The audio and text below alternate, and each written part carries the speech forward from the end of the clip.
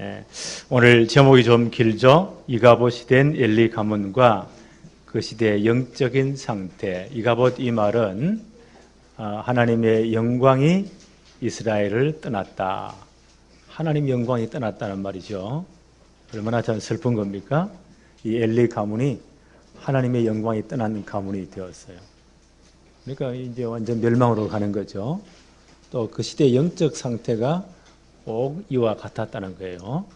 예, 그래서 큰 고통을 당하는 겁니다. 예. 이스라엘 백성들이 출애굽에서 가나안을 들어갈 때에 하나님이 광야에서 하신 굉장히 중요한 사건이 있죠. 출애굽한 지 2달 만에 하나님의 약속대로 시내산 앞에 도착했어요.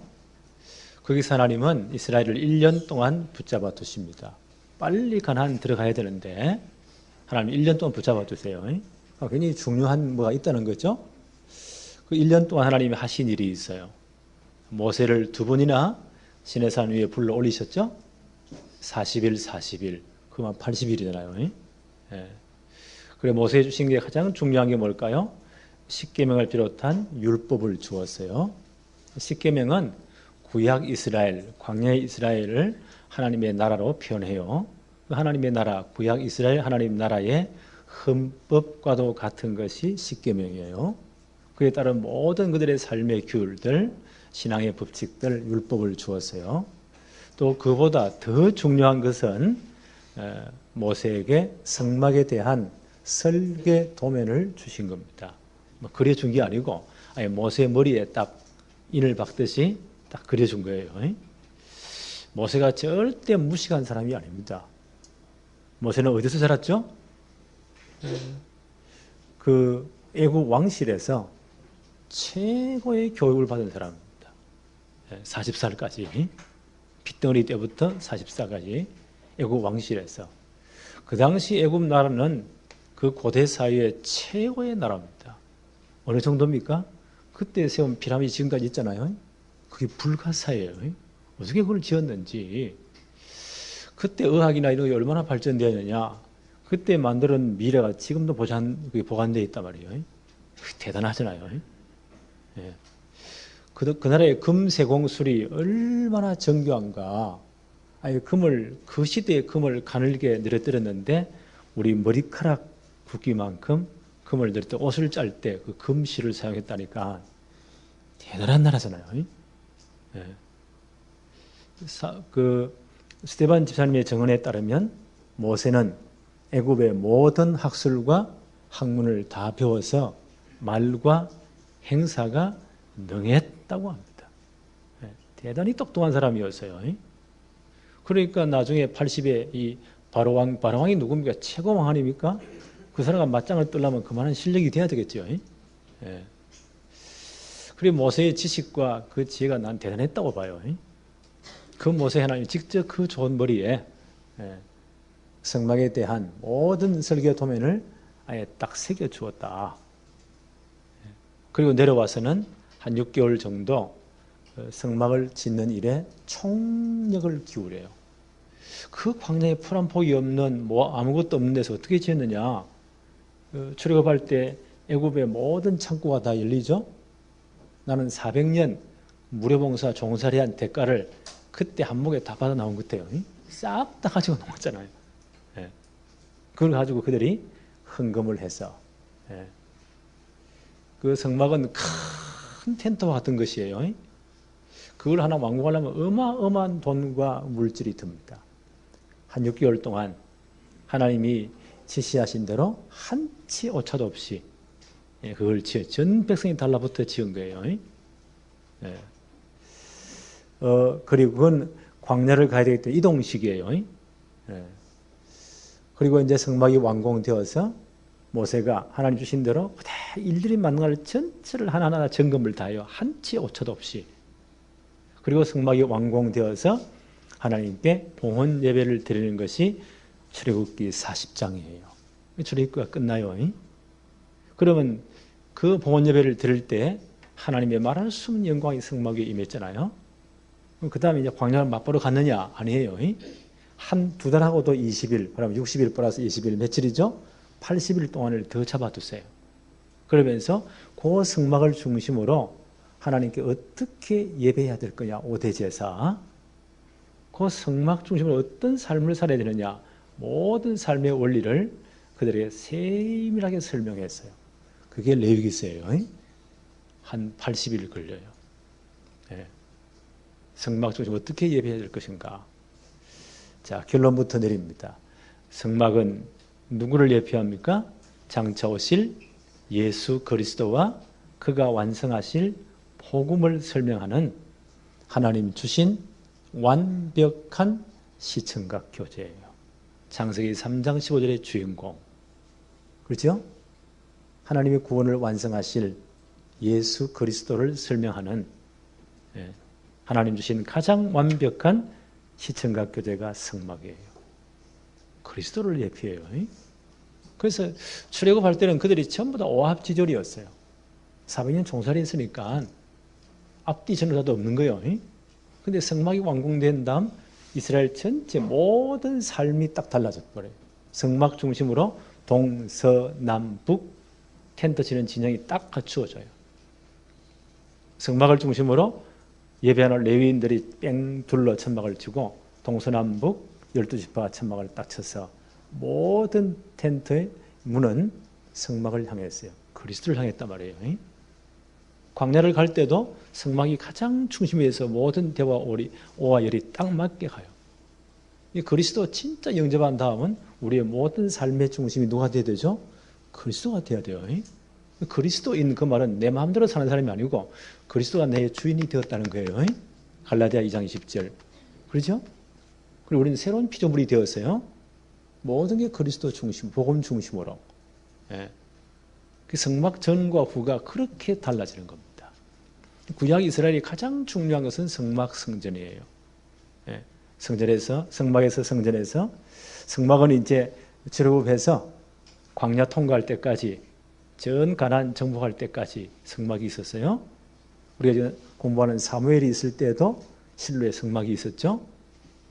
이제 다윗 왕국이 세워지면서 성전 지을 준비를 해요. 고정식 그때는 솔로몬 때 성전이 지어지잖아요. 성막 성전은 같은 개념이에요. 이스라엘 구약 역사의 가장 중요한 그들의 모든 삶의 중심이 성막 성전. 지금 말하면 그리스도 중심이에요.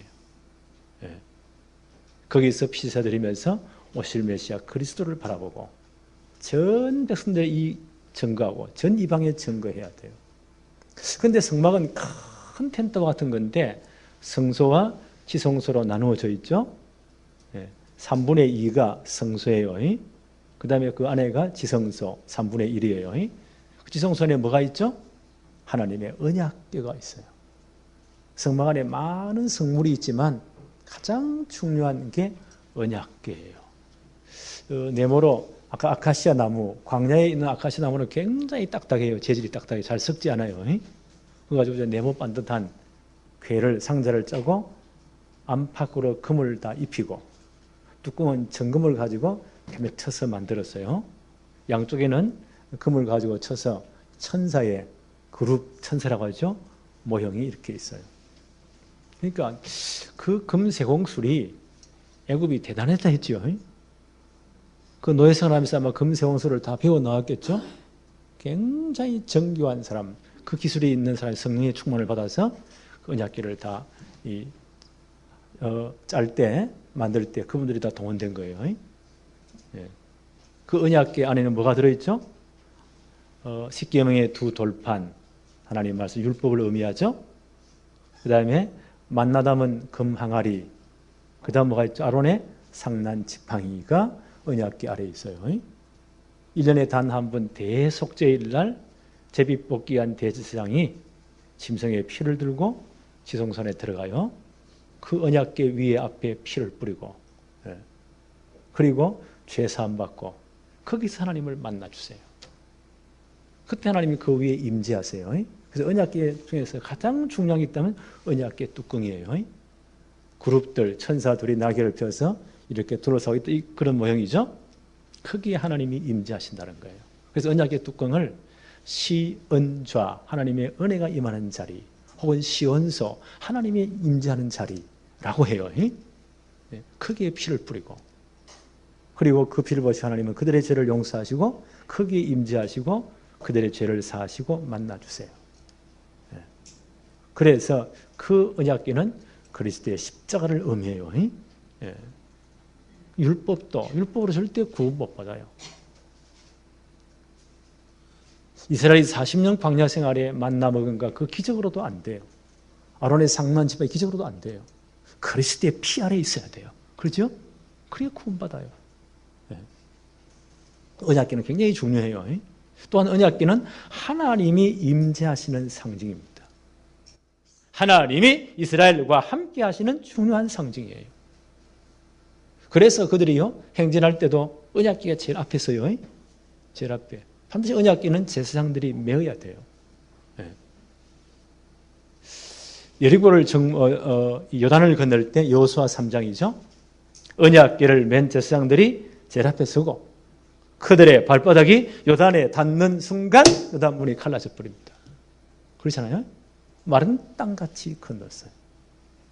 여호수아 6장 어떤 사건이 나오죠? 여리고 정복 사건이 나오죠. 하나님 어떤 방법을 말씀하십니까? 언약궤를 맨 제사장이 제일 앞에 서고 그 앞에 무장 운인 세우고 전 백성들이 그 뒤에 서가지고 6일 동안 한 바퀴 돌아라는 거예요. 언약궤 제일 앞장서서 하나님의 임재의 상징입니다. 하나님이 그들과 함께 하시는 상징이에요. 하나님이 일을 하시겠다는 거예요. 그래서 매일 한 바퀴 돌아라. 마지막 날 7바퀴 돌아라. 그리고 크게 외쳐라. 성이 이렇게 무너져 버린 거예요. 안으로. 그렇죠? 언약궤는 굉장히 중요합니다. 그런데 오늘 이 귀중한 언약궤가 빼앗겨 버린 거예요. 블레셋에. 말도 안 되는 소리죠. 왜요? 이게 그 당시에 최고의 제사장 엘리 제사장의 그 가문의 영적 상태고 그 백성들의 영적 상태예요. 그래 이런 일이 벌어질 수밖에 없는 거예요. 1번 봅시다. 형식만 남은 종교인들. 여호수아 4장 2절 한번 볼까요? 1절에 이스라엘은 나가서 블레셋 사람들과 싸우려고 에벤 에셀 곁에 진치고 블레셋 사람들은 아벡에 진을 쳤다. 늘 이런 갈등이 생긴 거예요. 실제로 다윗 왕이 세워지기까지 이스라엘은요 블레셋의 속국이었어요. 그러니까 블레셋이 늘 이렇게 괴롭히는 거예요. 하나님은 타락한 언약을 잊어버린 타락한 이스라엘을 징계하는 수단으로 이방인들을 사용하세요. 자, 이런 이제 블레셋의 전쟁에서 2절에 블레셋 사람들이 이스라엘에 대하여 전열을 벌이니라.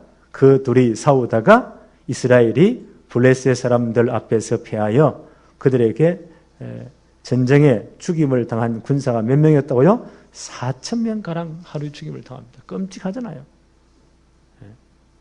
이건 하나님의 징계예요. 하나님이 이스라엘 징계를 듣고 이런 이방인들 상에서 그들을 몽둥이로 사용하십니다.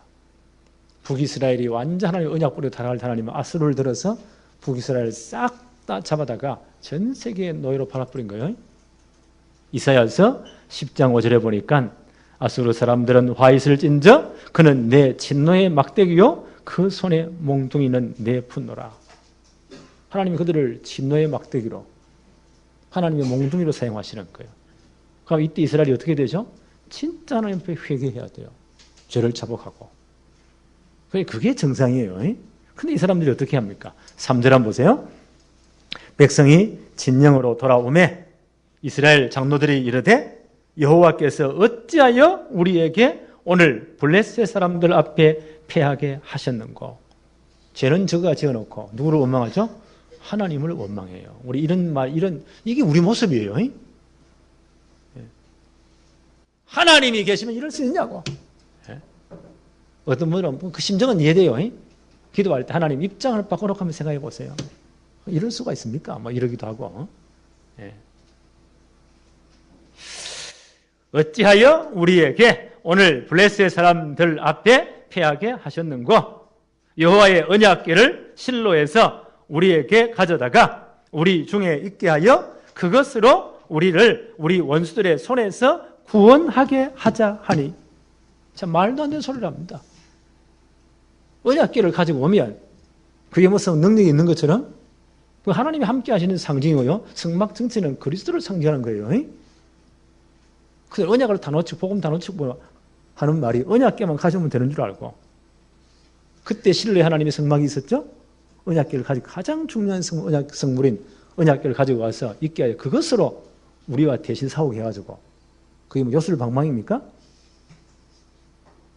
전쟁에서 이기게 하자. 이런 말도 안 되는 소리를 해요. 자, 4절 한번 보세요. 이에 백성들이 실로에 사람을 보내어 그룹 사이에 계신 만군의 여호와의 언약궤를 거기서 가져왔고 엘리의 두 아들 흠니와 비느하스는 하나님의 언약궤와 함께 거기 있었더라. 언약궤를 가지고 오는 거예요. 그럼 무슨 일이 일어날 것처럼. 그러니까 이 당시에 진짜 언약 놓친 이 껍데기밖에 없는 종교인들이 볼 때는요, 형식만 볼 때는 대단했어요. 겉으로 볼 때는 대단한 신앙 같아요.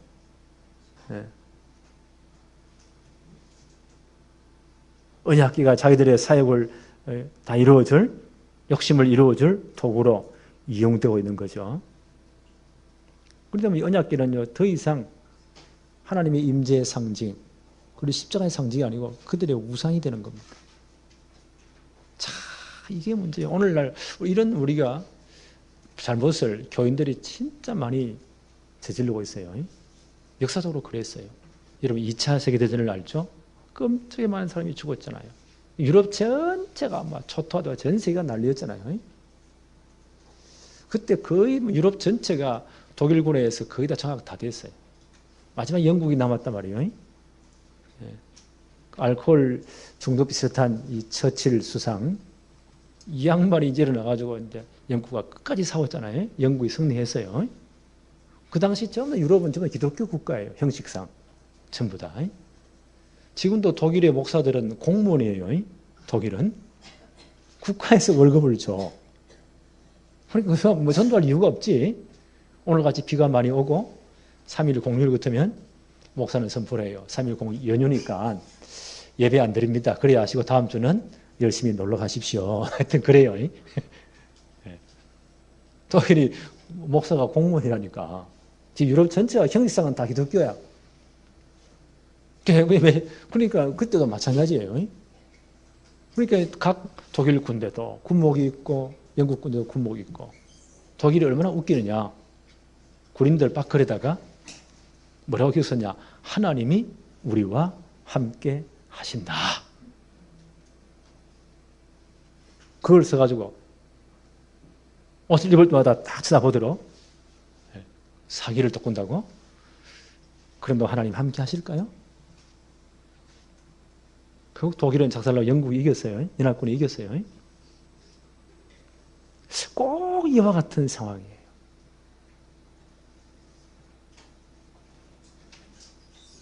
복음 없는 불신자들이 하나님 전혀 모르는 사람들이요. 부적 다 차에 붙여놓으면 든든하잖아요. 지금 부산 임마누엘 이게 옛날 동삼제일교회 그때 조그만 개척교회 때 한참 전도 일어날 때 어떤 분이 이제 교육자들을 초청했는데 예수 믿겠다고 사무실에 가보니까 십자가도 크다란 걸려 있고 그 옆에 달마 대상 이상한 상 있잖아요. 그 사진도 딱 붙여놓고 그래가지고 기가 차가지고 목사님이 이건 도대체 뭡니까? 그 사장님 지금은 예수 잘 믿어요. 그때 복음이 전혀 없으니까 어린 기도하셔도 하기란 도와주지 않겠습니까? 그런 식으로. 그게 진짜 신앙이에요.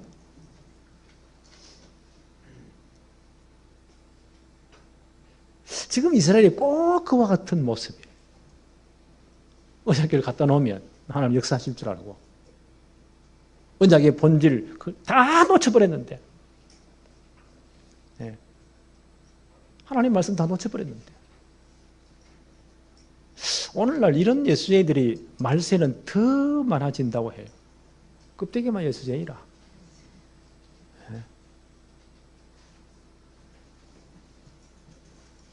성경은 우리의 거울이에요. 우리 모습을 보여주는 거예요. 디모데후서 3장 1절에 너는 이것을 알라 말세에 고통하는 때가 이른다. 영적인 고통의 때가 와요. 왜 그렇습니까? 디모데후서 3장 5절에 경건의 모양은 있지만 경건의 능력을 부인하는 자니 이 같은 자들에게서 내가 돌아서라. 껍데기는 다 갖추었어요. 그렇잖아요? 주일날 교회 다니고 예배도 드리고 직분도 받고 껍데기는 다 갖추었어. 교회도 멋지게 짓고. 예? 한국 교회 보세요. 얼마나 열심히 막 잘 짓습니까? 다 해요. 근데 뭐가 없다고요? 경건의 능력은 부인하는 자다. 복음을 다 놓쳐버립니다. 복음의 능력을 부인하는 자다. 하나님의 말씀의 능력을 부인하는 자다. 껍데기만 남아있는 거예요. 지금 이스라엘이 그런 모습이에요. 껍데기만 남아있어. 언약궤만 갖다 놓는다고 하나님 역사하실까요? 이게 하나님 약 올리는 거예요. 네. 신앙 하나도 없는 복음을 모르는 놈이 십자가 목걸이 그걸 긁고 있으면 하나님 복을 줄까요? 그 비슷한 거잖아요.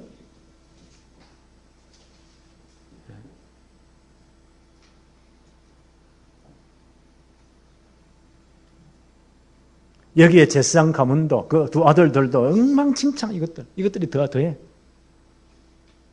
그래서 이가봇이 됐다는 거예요. 하나님 영광이 떠나버렸다는 거예요. 두 번째 봅시다. 이가봇이 된 엘리 가문. 4장 10절 11절 언약궤를 갖다 놓았는데 어떡합니까?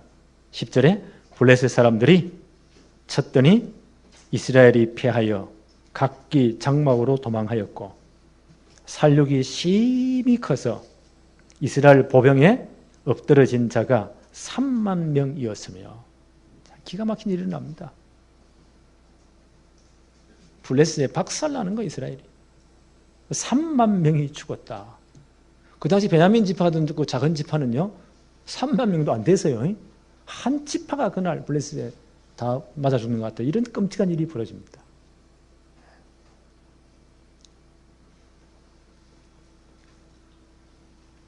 (11절) 한번 볼까요? 하나님의 궤는 빼앗겼고 엘리의 두 아들 험리와 비느하스는 죽임을 당하였더라. 얘들이 다 죽임을 당하. 하나님 궤는 빼앗기고 하나님 말씀대로 되었잖아요. 사무엘상 2장 25절에 엘리가 그 두 아들에게 엉망진창의 언약 다 버리고 하나님의 제사를 예배를 다 무시해버리고 그건 복음을 무시한 거예요. 이 두 아들에게 엘리 제사장이 이렇게 훈계합니다. 사람에게 범죄하면 하나님이 심판하시려니와 만일 사람이 여호와께 범죄하면 이들이 하나님의 제사를 전부 다 무시해버리고 거기다 뺏어가 버리고 그랬잖아요. 사람이 여호와께 범죄하면 누가 그를 위하여 강구하겠느냐 하되 그들이 자기 아버지의 말을 듣지 아니하였으니 이는 여호와께서 그들을 죽이기로 뜻하셨음이더라. 그 당시 제사장들이 보세요.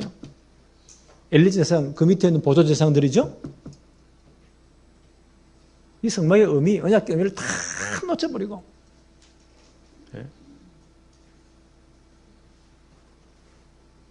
그 아비의 말을 듣지 아니합니다.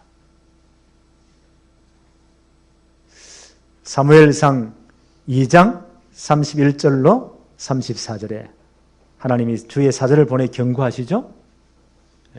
엘리에게 경고하십니다.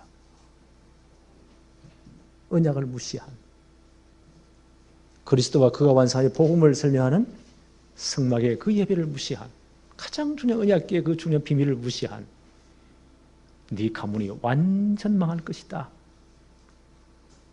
내 팔과 내 조상의 지파를 끊어 내 집에 노인이 하나도 없게 할 날이 이를 것이다.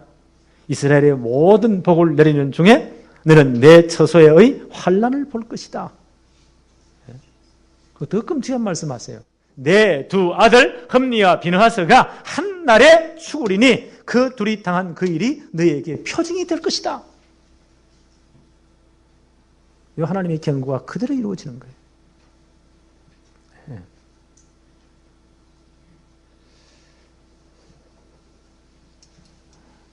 17절, 18절 한번 볼까요? 소식을 전하는 자가 엘리에게 뛰어옵니다. 대답하여 이르되 이스라엘이 블레셋 사람 앞에서 도망하였고 백성 중에는 큰 살육이 있었고 3만 명이 그날 다 죽었잖아요. 한 치파가 없어진 것 같아요. 당신의 두 아들 흠니와 비느하스도 죽임을 당하였고 하나님의 괴는 빼앗겼습니다. 기가 막힌 소식이죠. 이웃이 엘리 제사장이 듣고요. 너무 충격이 돼가지고 18절 한번 보세요. 하나님의 괴를 말할 때에 엘리가 자기 의자에서 뒤로 넘어져 문 곁에서 목이 부러져 죽었으니 나이가 많고 비대한 까닭이라. 그가 이스라엘 사사가 된 지 40년이었더라. 이 양반이 말로가 이렇게 끝나버립니다. 너무 충격받아가지고 그냥 넘어졌는데 목이 부러져 죽었다. 참 비참하지요.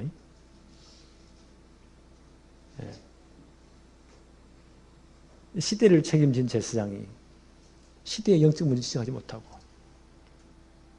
그 자식을 제대로 아예 몽둥이로 두드려 반 죽이든지 해가지고 제대로 교육해야 될 거 아니에요. 그걸 막지 못한 그 아버지가 이분의 치호를 한번 보세요. 40년 제사장 되었으니까 이분이 꽤도 실력이 있는 분이에요. 이렇게 인생이 끝나버립니다.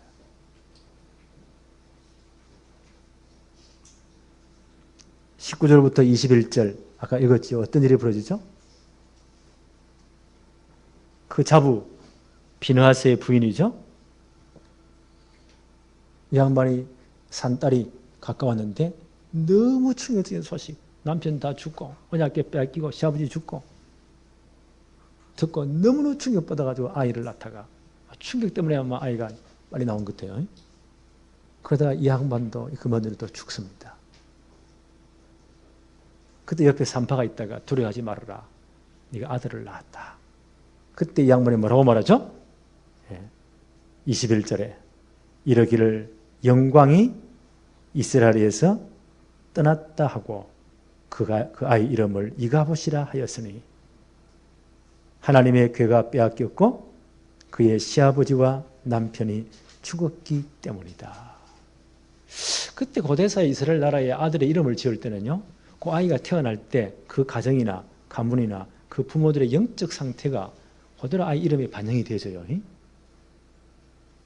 아이를 뭐라고 지었다고요? 이가봇이라. 하나님의 영광이 떠났다. 엘리의 가문에 하나님의 영광이 떠나버린 겁니다. 이스라엘 전체 하나님의 백성의 영광이 떠나지 않지요. 그 며느리의 고백대로 하나님의 영광이 떠난 가문이 되어버립니다. 그럼 이게 많은 가문이에요. 40년 제사장질을 했다면 이분이 꽤 능력이 있는 분인데 그 두 아들에게 제대로 교육을 못한 거예요. 렘넌트를 못 키운 거예요. 한번 보세요. 하나님의 제사를 피제사를 다 멸시해버리고 그렇죠. 백성들이 제사를 그들이 집행하는데 드리기 전에 고기 다 뺏어가 버리고 그 모든 구약시대의 제사 제물은 그리스도를 예표해요. 십자가를 예표해요. 그럼 십자가 다 걷어차버리고 그리스도 필요 없다는 거예요. 히브리 10장 29절에 이렇게 해석합니다. 하물며 하나님의 아들을 짓밟고 자기를 거룩하게 한 언약의 피를 부정한 것으로 여기고 은혜의 성령을 욕되게 하는 자가 당연히 받을 형벌이 얼마나 무겁겠느냐. 이 형벌이 이 가문에 그대로 임하는 겁니다. 이 화목제물은 그리스도를 예표하거든요. 요한일서 2장 2절에.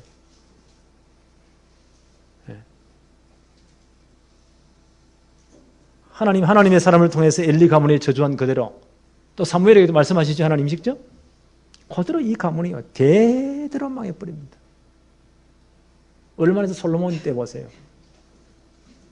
엘리의 가문이 대제사장직을 계속 승계했거든요.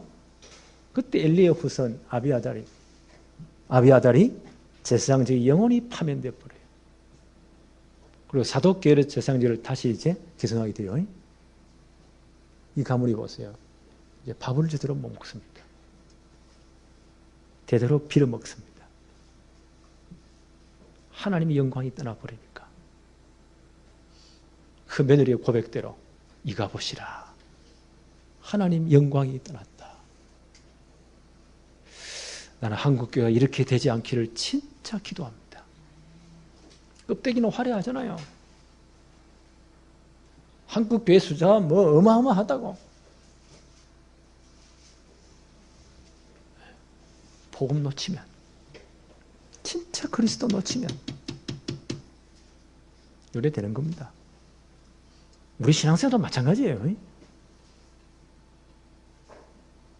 세 번째 봅시다. 그래서 갱신할 영적 상태. 우리 신앙 항상 점검해야 돼요. 그래서 갱신해야 돼요. 4장 15절 볼까요? 그때 엘리의 나이가 98세라. 그의 눈이 어두워 보지 못하더라. 이때 이 양반이 돌아가실 때 98세 연세가 대단히 높죠. 18절에 보니까 하나님의 괴를 말할 때 엘리가 자기의 의자에서 뒤로 넘어져 문 곁에서 목이 부러져 죽었다. 자, 이게 엘리 가문의 영적 상태입니다. 40년 이스라엘 사사 겸 제사장을 하셨으니까 난 대단히 실력 있는 분이라고 생각돼요. 근데 이분이 보세요. 그 두 아들의 타락을 막지 못했어요. 하나님의 사제를 통해서 엘리에게 분명히 말씀하셨잖아요. 사무엘상 2장 29절 너희는 어찌하여 내가 내 처소에 명령한 내 제물과 예물을 밟으며 내 아들들을 나보다 더 중히 여겨 내 백성 이스라엘이 드리는 가장 좋은 것으로 너희들을 살찌게 하느냐. 그 두 아들이 타락을 뼈깎지 못하는 거예요. 나는 이런 부모님 없기를 바랍니다. 우리 교회만큼은.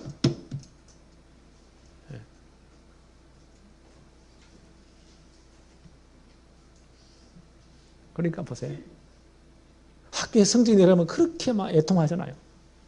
신앙이 떨어지고 믿음이 없으면 막 대충 넘어가 버리잖아요. 그거나.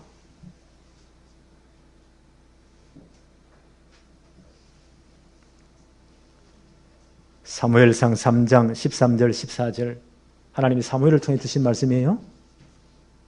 내가 그 집을 영원토록 심판하겠다고 그에게 말한 것은 그가 아는 죄악 때문이다. 엘리도 다 알고 있어요. 이는 그가 자기 아들들이 저주를 자청하되 금하지 아니하였음이니라. 그러므로 내가 엘리 집에 대하여 맹세하기를 엘리 집의 죄악은 제물로나 예물로나 영원히 속죄함을 받지 못하리라 하였노라 하셨더라. 피제서는 누구를 예표합니까? 그리스도 십자가를 예표합니다. 그렇잖아요. 성경 분명히 말하잖아요. 하나님의 아들을 짓밟았다. 자기를 거룩하게 하는 언약의 피, 십자가의 피를 부정한 아무것도 아닌 것으로 부정한 것을 여겼다. 은혜의 성령을 욕되게 했다. 당연히 받을 벌이다. 우리가 왜 우리 렘넌트 들릴 때부터 제대로 복음 심어야 됩니까? 저는 요즘 기도하고 있어요. 가장 중요한 것은 엄마 뱃속 10달이다. 그리고 한 3년간, 젖먹일 때 3년간이다. 이런저런 자료를 찾아보니까요. 얼마나 그때 중요하냐. 여러분 도자기를 굽지 않습니까? 그 진역을 이기죠. 털을 뺑뺑 돌리잖아요. 그때 이제 도자기 만든 사람들의 마음들이 여기 형성되는 거예요. 그때는 굉장히 연하잖아요. 돌리면 손 갖다 댄 대로 여기 모양이 만들어져요. 그걸 건조시켜서 유약을 발라서 구워버리면 끝이에요. 그 다음 고치려면 몇 번 깨야 돼. 인생 몇 번 박살 나야 돼요.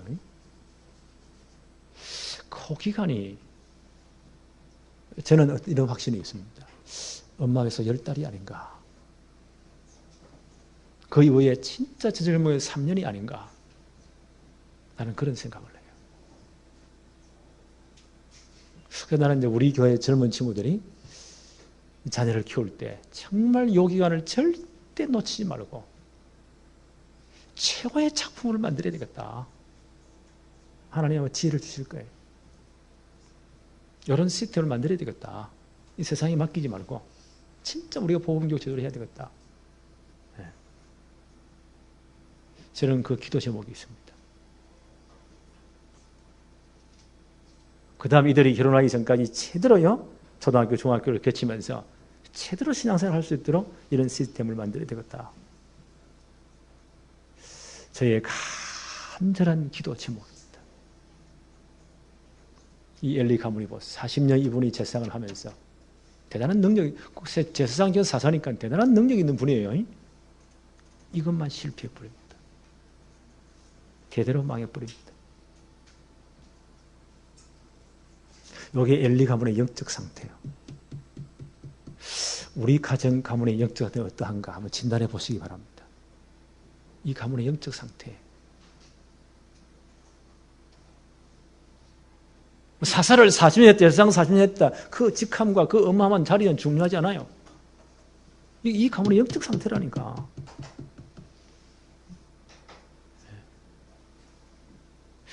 이스라엘 백성들의 영적 상태입니다. 자, 영적 지도자가 이러니까 백성들은 말할 건 없겠죠? 3절에 아까 읽었지만 3절 한번 볼까요? 백성이 진영에 돌아오매 이스라엘 장로들이 이르되 여호와께서 어찌하여 우리에게 오늘 블레셋 사람 앞에서 피하게 하셨는가? 하나님께 모든 걸 다 돌리면 저가 잘못해놓고는 죄를 회개하지 않고는 여호와의 언약궤를 실로에서 우리에게 가져다가 우리 중에 있게 하여 그것으로 우리 원수들의 손에서 후원하게 하자. 언약궤 가져오면 이게 도깨비 방망이가 되는데 이렇게 됩니까? 이런 엉터리 신앙이에요. 언약 다 놓쳐버리고. 네.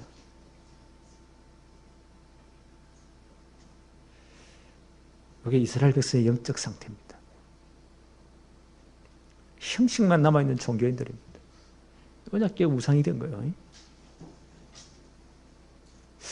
마지막 시대에 이렇게 된대요. 경건의 모양만 있고 껍데기만 있고 경건의 능력, 복음의 능력, 하나님 말씀의 능력, 신앙이 다 없다는 거예요. 언약 다 나와서 형식만 남았다는 거예요. 이게 예수님 당시에 헤롯 성전에 모인 이스라엘의 모습입니다. 그 헤롯이 보세요. 얼마나 이 양반이 교활한 사람인지 이스라엘 전 백성의 마음을 빼앗기 위해서 그 할아버지 때부터 해가지고 예루살렘 성전을 어마어마하게 지었잖아요. 국책 사업으로. 전 백성의 혼을 다 빼버린 거예요. 그게 다 꼬여버린 거예요. 누가 그랬죠? 성전의 실체이신 그리스도 십자가에 못 박으라는 거예요. 그리스도 내버리고 껍데기만. 예수님 말씀하신 대로 돌 하나 돌 위에 남지 않고 싹 다 무너질 것이다. 예수님 십자가 사건 후에 얼마 후에 AD 70년 로마 정권 디도에서 예루살렘 박살났잖아요. 성전 다 무너지고 그 성전 안에 들어가 있으면 절대 성전은 안 무너진다. 콘에 말하던 바리새인들 제사장부터 목이 다 달아난 겁니다. 그리고 나머지 살아남은 사람들은 다 로마에 잡혀가지고 지금 로마의 콜로세움 있지요? 원형극장. 그거를 건설하는데 강제노동 되어서 축 뚫어다 거의 다 죽었어요.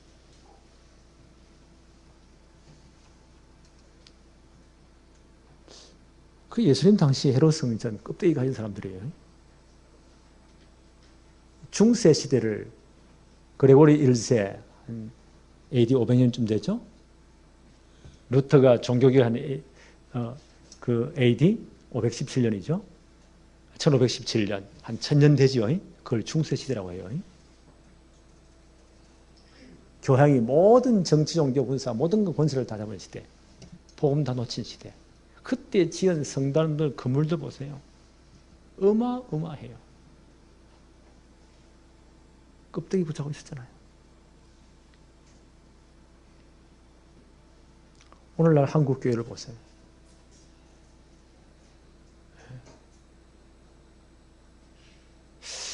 오늘 우리 한국교회가 껍데기만 남은 교회가 아닌가. 교회 뭐가 자랑이죠? 그리스도가 자랑이 아니야. 복음이 자랑이 아니야. 얼마나 크게 지었냐, 멋지게 지었냐, 몇 명 모이냐, 목사 월급 얼마 받냐, 어떤 차 타냐. 그게 복의 기준일까요? 엘리제상 40년 그렇게 폼 잡았어요. 그 후손들은 어떻게 됐죠?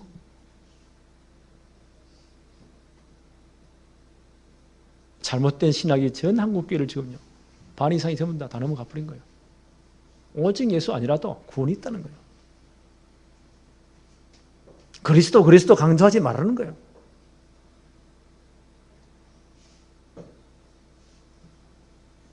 이래 되면 이 시대는 진짜 암울해집니다.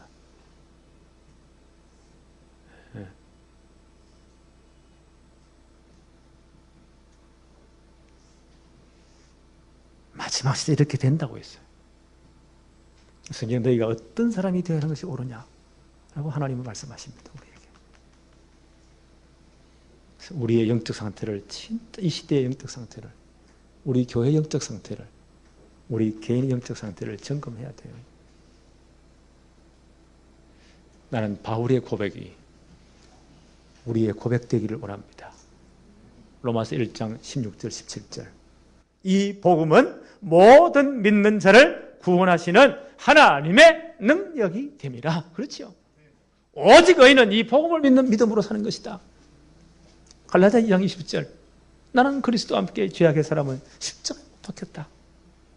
이제 내 안에 그리스도가 주인 되었다. 여러분, 누가 주인이십니까? 엘리제사는 그 자리가 그 아들이 주인이요. 그래 박살나잖아. 그래서 이런 우리의 영적 상태들을 우리가 늘 점검해야 돼요. 어떻게 점검합니까? 아까 장로님 기도했죠? 우리는 오늘의 말씀, 하나님 말씀 늘 받아야 돼요. 그 말씀이 정비되어 있어야 돼요. 그 말씀 붙잡은 오늘의 기도 늘 점검해야 돼요. 그 말씀 붙잡고 오늘 기도한 것에 대해 내가 어떤 정인의 삶을 살 것인가, 오늘의 정인의 삶, 그걸 전도라고 해요. 네. 어떻게 내 정인이 될 것인가, 우리는 늘 점검해야 돼요. 네. 요 영적 문화를 저는 마음에 딱 결심을 했어요. 1년 동안 늘 강조해서 우리 전 렘넌트들이 아예 완전 체질화시키는 것이다. 이렇게 양육하지 않으면 거의 다 자빠집니다. 우리 전 성도를 이렇게 만들어야 되겠다.